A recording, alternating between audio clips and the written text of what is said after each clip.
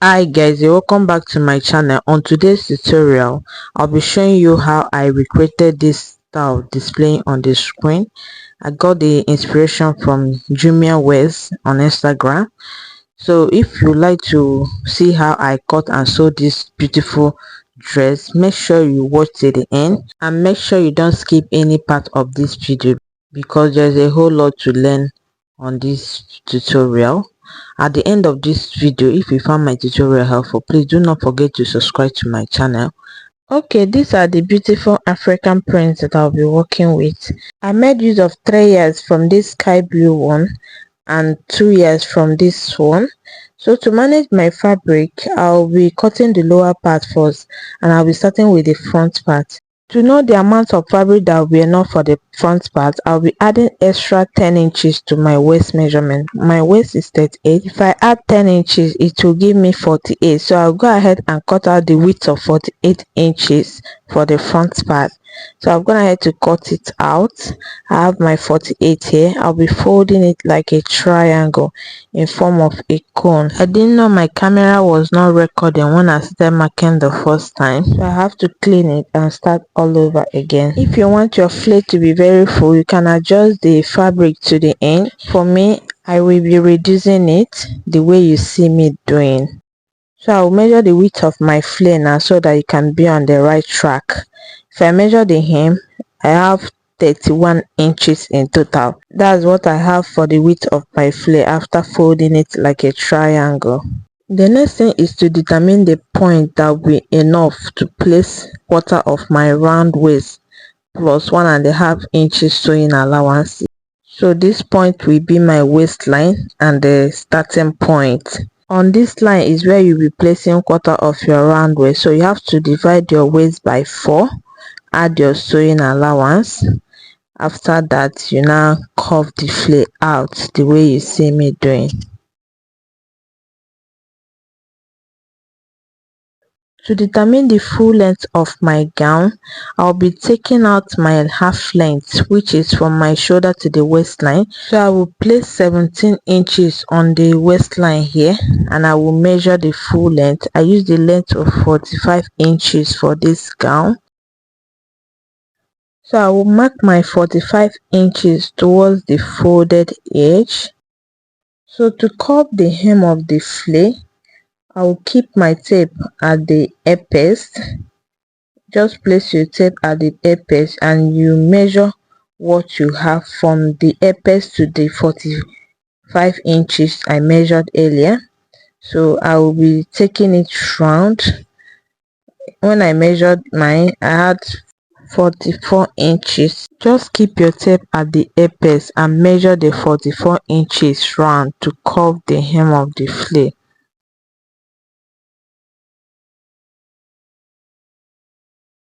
After getting the full length of the gown, I'll place my tape on the waistline to measure the length of the lower part.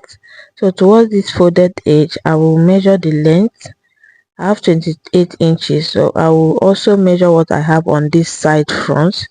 This is to make sure that the both sides are equal. So I have 28 inches on the both sides. If yours is not equal, you make it equal so that when you are folding the hem of the flare, you won't find it difficult. Alright, so on the waistline, I'll be coming down by ½ inch. The front weight is not supposed to be straight, so you come down by ½ inch to curve the waistline. I'll go ahead and cut it out.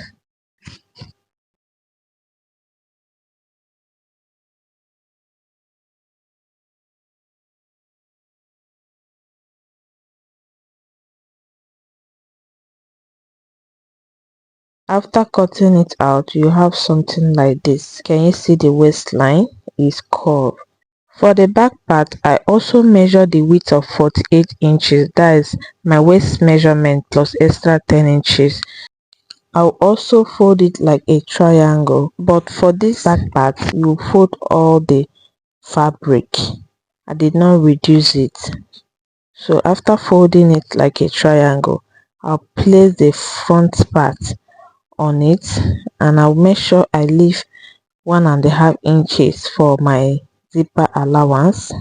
After marking out my zipper allowance, I will hold it down with a pin so that it won't be moving around. For the back part, I don't want the waistline to be curved, so I will rule a straight line. I will not curve it on the center the way I did when I was cutting the front part. So I'll just make a straight line. After that, I'll go ahead and cut it out.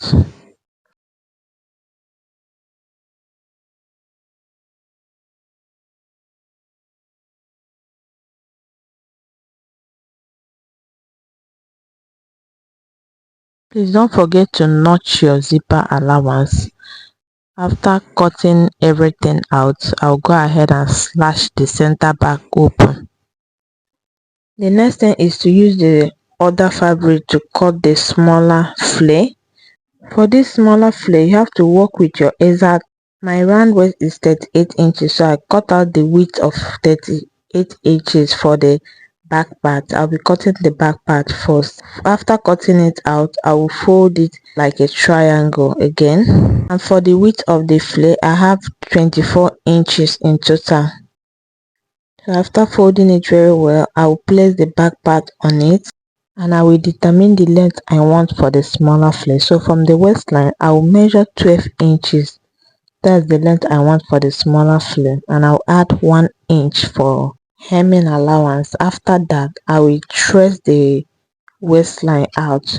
I'll just trace it out the way you see me doing. After tracing it out, I will remove the back part.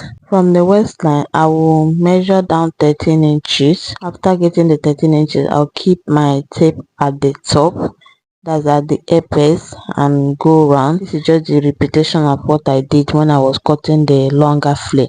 Just fix your eyes on the screen, you get it right. Okay, this is me confirming whether the length of the flare is equal, so you follow what I'm doing. All right, so after cutting it out, I will also notch the zipper allowance. Very important, always make your notch so that you won't get confused. So can you see what I have for the smaller flare? I'll place it on the big one now for you to see. Please make sure you also slash the zipper allowance for the small flare. So I've gone ahead to cut out the smaller flare for the front part. I used the same process to cut it out, but I added 2 inches for the overlap.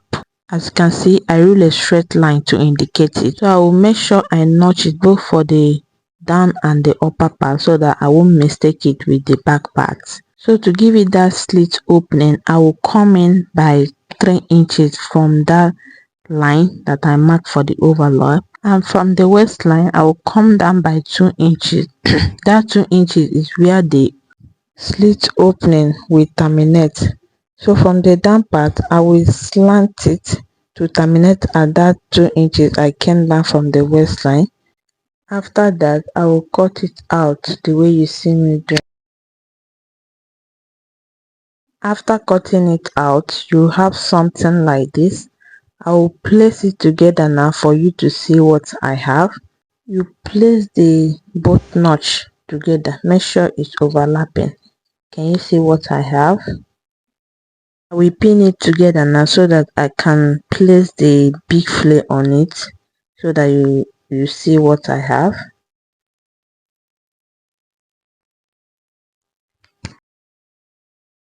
Can you see that it's equal? I don't have any excess. So this is the end of the lower part. I will proceed with the upper part now. I have my pattern paper here. I've gone ahead to mark out the basic lines from my shoulder to my chest line, from my shoulder to my bust point line, from my shoulder to my under bust, and from my shoulder to my waistline. I've also marked my shoulder width, half of my shoulder width. On the chest line, I will place quarter of my round bust measurement there. On the waistline, I will place quarter of my round waist and I will add 1 inch for that intake. After that, I will rule a straight line to connect it. On my bust point line, I will mark my nipple to nipple point measurement, which is 4 inches. I will also mark it on the waistline so that I can get a straight line. After that, I will mark the basic neckline of 3 inches. This is not the actual neck width. I just want to use it to get my shoulder slant. On the shoulder line, I will come down by 1 inch and I will slant it to the basic neck width the way you see me doing. After that, I will divide what I have on the shoulder line. I'll get the midpoint and I will connect it to the nipple point line the way you see me doing.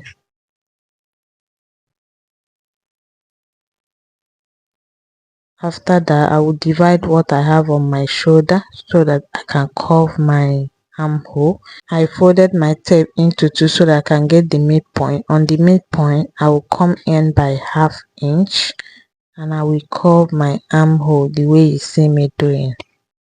The next thing is to tighten my underbust. So on the center front side, I will mark 0.75. On the side front, I will mark 1.5 inches. I'll come down by 1/2 inch from the nipple point line and I will curve it the way you see me doing.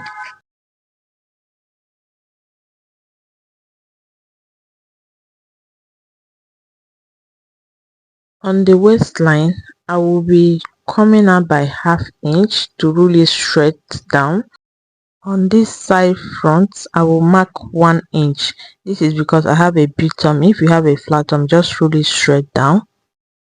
After that, I'll be marking 1/2 inch on this side. If you check this dark leg, it's now looking like a flare. So it's very necessary you replace it so that your dress can fit very well. If you have a flat tummy, you can ignore this part. There's no need of you doing this. The next thing is to determine how much you want your cup to cover. To guide you, you can use your bra cup size to determine that. Place your tape on the most fullest part of the cup. So mine is 7.5. 7.5 is very okay if you don't want your cleavage to show. From the underbust, I will come up by 7.5. I will mark it. After marking it, I will make a straight line the way you see me doing. On this line, I will be doing a bust tightening so that my cup can sit properly. So I'll be taking 1/2 inch on the both that leg. From the bust point, I will come up by 1/2 inch so that I can curve the cup.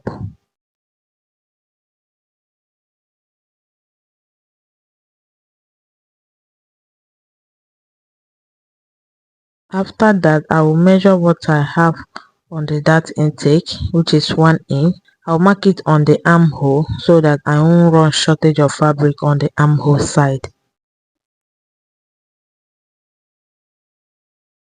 The next thing is to mark the actual neckline for this gown.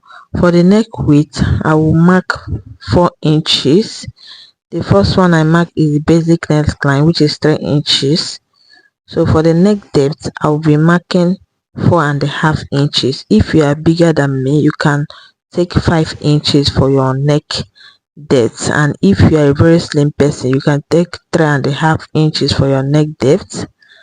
After drawing the square the way you see me doing, I will now curve the neckline. The bust is just to guide me on how to curve the neckline properly. If you don't curve the neckline very well, it won't relax on your neck. So you follow what I'm doing, alright? So on this my overbust line, I will be marking the keyhole detail. So I will measure 3 inches for the width of the keyhole, and on the neckline, I'll be marking 1 inch. After that, I will slant it the way you see me doing.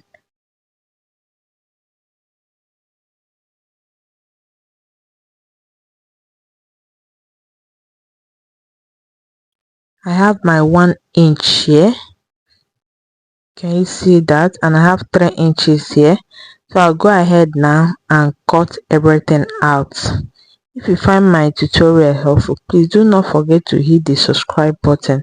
This will motivate me to post more interesting tutorial that you will love to see.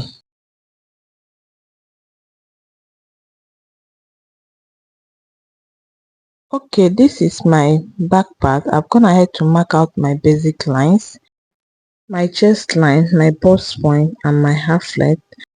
I've also marked my round bust measurement and my please, when taking your round waist measurement, don't forget to replace the 1 inch for the dart intake. I've also marked half of my shoulder width, so I will mark the 4 inches for the neck width. After that, I will come down by ½ inch on the shoulder. For my shoulder slant, I will divide what I have here by 2 so that I can curve my armhole.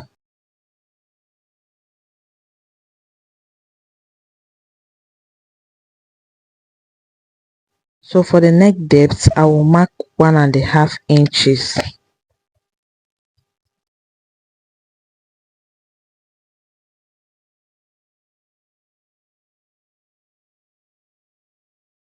I will come in by 0.75 for the zipper bulge.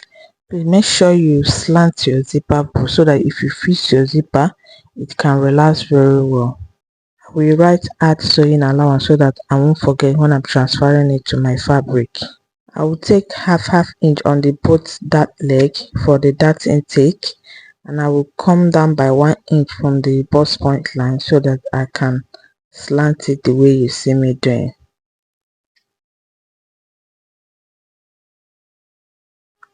After that, I'll go ahead and cut the pattern. So the next thing now is to transfer the pattern to my fabric. So I'll be cutting out the yoke first. I will secure it with a pin. After that, I'll start adding my ½ inch sewing allowance. I will add on this keyhole area. I'll add ½ inch, and I will also add on the neckline.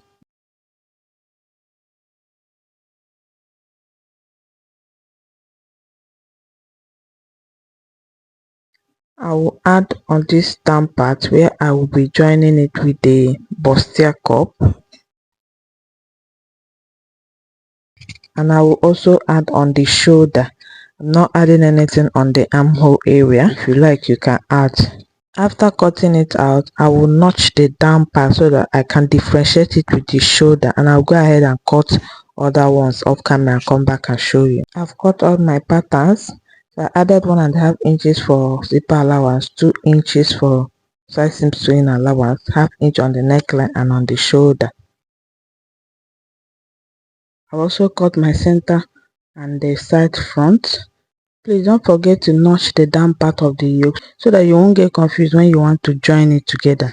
I also added 2 inches for side seam sewing allowance and ½ inch all round. I've also gone ahead to cut out my line in the same way I cut the main fabric, both for the front and back. For the back part, I will notch the zipper allowance and on the dart line. Please, your notching is very important so that you won't get confused when you want to sew it. Notch it on the lining and on the main fabric. I've also gone ahead to cut my lining for the lower part. I indicated my zipper allowance on the back part. If you like, you can cut a full lining or you can reduce it. It's not a must that you cut a full lining. I'll be folding the hem of the lining and the main fabric separately. This is my front part, and I have the shorter flare here. So for the shorter flare, you will notch the overlapping allowance. As you can see, I indicated the front part. I'll be turning the hem with lining, so I reduce the lining by 1 inch. Your notching is very important. I know why I'm emphasizing on it.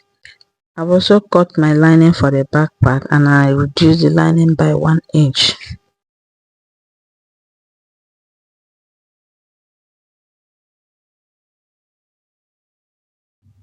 I've ironed my gum stay on the lining and on the main fabric. I also ironed my interface on the shorter flare. I did not iron on the big one, just iron for the shorter flare, both for the back and front. For the yoke, I use 3 layers of gum stay to stabilize it. I also use double on my lining. Your yoke must be thick in order for it to relax very well on your neck. I would advise you use light wadding if you have one. You can iron light wadding on your main fabric and soft come stay on your lining. It's more preferable.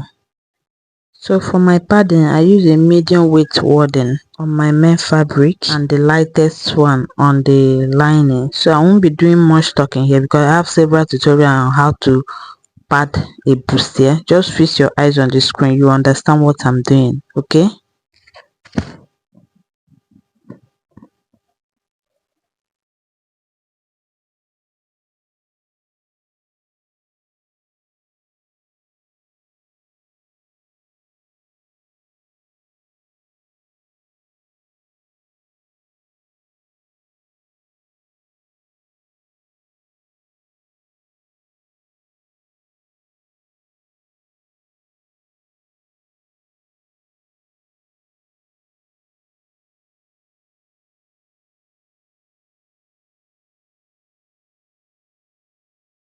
After cutting it out, I'll go ahead and iron it on my fabric and on my lining. This is what I have after ironing it on my lining and on my main fabric. So before I join the cup, I'll be adding a bias, black bias on the middle of the bustier. My own did not show because of the choice of my fabric, so I just want to show you in case you want to do the exact one on my thumbnail. For better understanding, I'll be going to my sewing machine to demonstrate how you can fix it. You can use any method to sew the bias. I just want to show you my own method. So I'll be unfolding the bias this way. You have to fold it into two like this. The folded edge will be facing me, so I'll place it half inch away. Can you see that half inch is where I'll be placing the center front of the bustier. If you place the bias very close after joining your bustier, it won't be showing, so you place it half inch away the way you see me doing.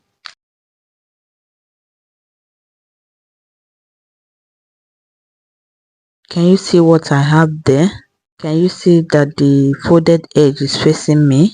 So I will place the center front on it. You have to turn it to the other side that you stitch so that you can follow the stitch line to join the center front.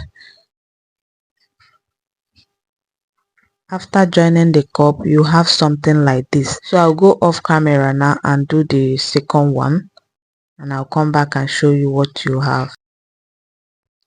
And I'm done joining the cup both for my lining, so I will notch the underboard. After that, I'll go and iron it out. For the yoke, I have stitched down the lining and the main fabric together with half inch that I added. I stitch it down this way because I will be turning it with a bias.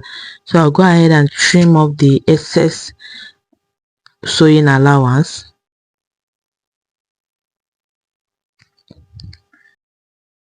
This is the shoulder area and this is the down part. I notch it to indicate. That's why I say you should notch so that you won't get confused.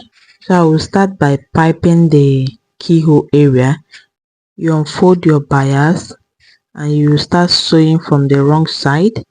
I will stitch on the folded part of the bias, just close.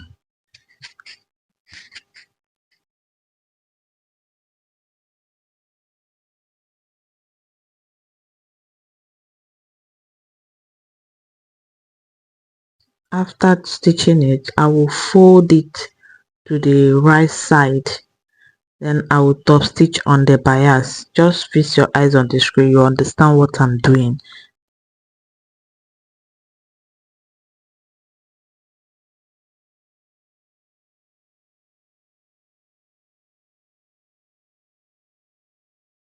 After that, I will repeat the same thing on the neck part.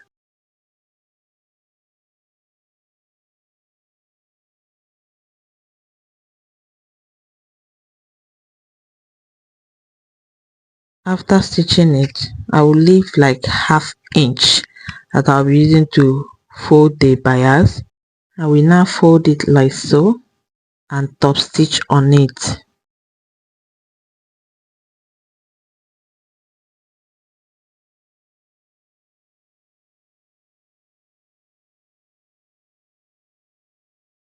I've also done the same thing on the other side of the yoke.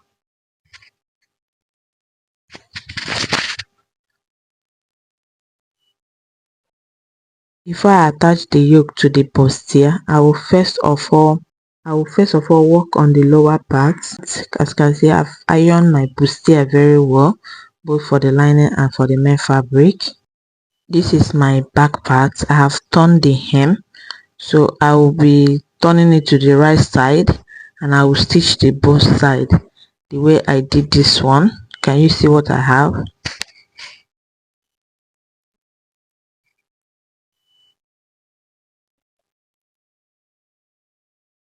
For the front part, after turning the hem, I will turn the center front. Also the side that will be overlapping each other. As you can see, I've sewn the hem. I will sew the center front. After that, I will turn it to the right side and stitch down the side front. Can you see what I have? I've done this one. Can you see the center front? This is the side front that I stitched down. For the longer flay, I folded the hem of the flay both for the lining and for the main fabric. Can you see what I have? I'll go ahead now and give it a good press. For the front part, I will overlap it the way you see me doing. Make sure that the notch part is meeting each other, and I will use my pin to hold it. Can you see what I have? This is how you're supposed to be looking like. So I will bring the bigger flay now to check whether it is corresponding. Can you see that I don't have any excess? It's matching. So I will go and stitch the smaller flay down now. I'll stitch it down. After stitching it down, I will place it on top of the bigger one the way you see me doing, and I'll go to my sewing machine and run a stitch straight down. We also repeat the same thing on the back part. So I'll go to my sewing machine and sew it down, and I'll come back and show you what I have. I'm done sewing it down. So the next thing I will do now is to attach the upper part to it. I'll go to my sewing machine and join it both for the front and back. I will also go ahead to attach my yoke. So you place your yoke the way you see me doing. Make sure that the armhole area is matching with that of the yoke. So use your pin to hold it down first, and you sew with 1/2 inch. I'll go to my sewing machine and do all that, and I'll come back and show you the next thing that you will do.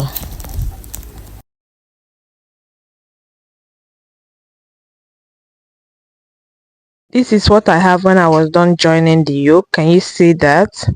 So the next thing I'll be doing now is to use the lining to turn the neckline.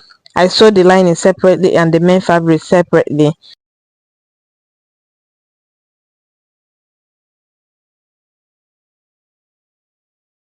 After pinning it down, I will sew with 1/2 inch, and for the side I will also sew with half inch on the both side.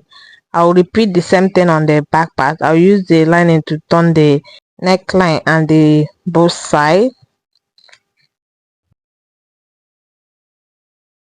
This is what I have after using the lining to turn the main fabric. Can you see that? Can you see that I ironed the joining on the waistline? I make sure I iron everything before I close it. So I'll turn it to the right side now, the way you see me doing.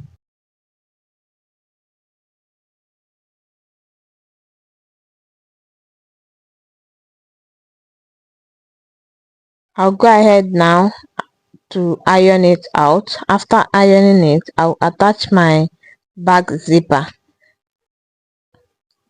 After fixing your zip, you have something like this. The next thing now is to place the front and back together. and shape the side.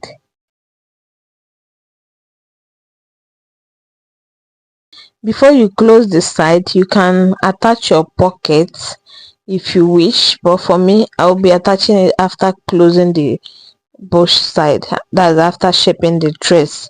So you go ahead and do whatever you want. All right, I'm done shaping the side. Just take your time and mark your measurements before you start shaping.